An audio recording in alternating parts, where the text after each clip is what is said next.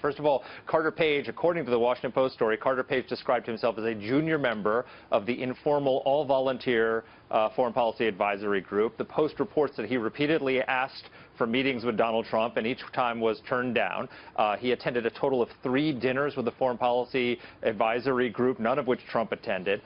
He never got a meeting with Trump. He never got a White House job. He never got an administration job. So he's a peripheral figure who was peripherally involved in the campaign.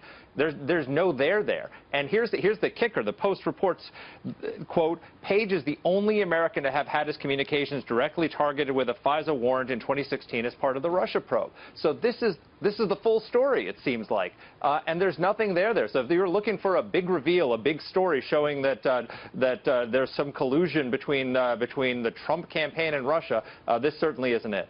Well, and some on the left, though, this morning are saying to get one of these FISA orders takes a lot of work. FBI Director James Comey had testified that when you go in for one of these, the application for the warrant is as thick, he said, as your wrist. It is something that only 3 senior DOJ officials could even okay it to go to the court itself.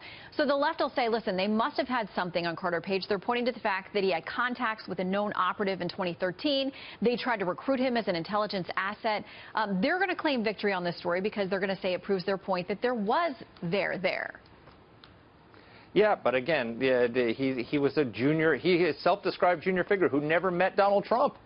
If this is there may be truth to it. We have no idea what was in that FISA warrant request, whether there was there. That will have to remain to be seen as the investigation goes out. But he's not. He's a peripheral figure in the Trump universe. And moreover, Shannon, this whole notion that that Donald Trump is Putin's man in Washington, Putin's handpicked president, has been completely destroyed by the strike on Syria. If you look at the Washington Post today, let me hold up the front page of the Washington Post. Here's the Carter Page story. Over here is a story that a subhead is, Officials Slam Moscow for Trying to Shield Assad. There's a story in the Post today about Tillerson's trip to Moscow, where Russian officials are quoted as saying that the relations between the U.S. and Russia are at the lowest point since the Cold War. There is no, if Vladimir Putin was colluding with the Trump campaign to get a pro-Putin guy elected president, it really backfired on him, hasn't it?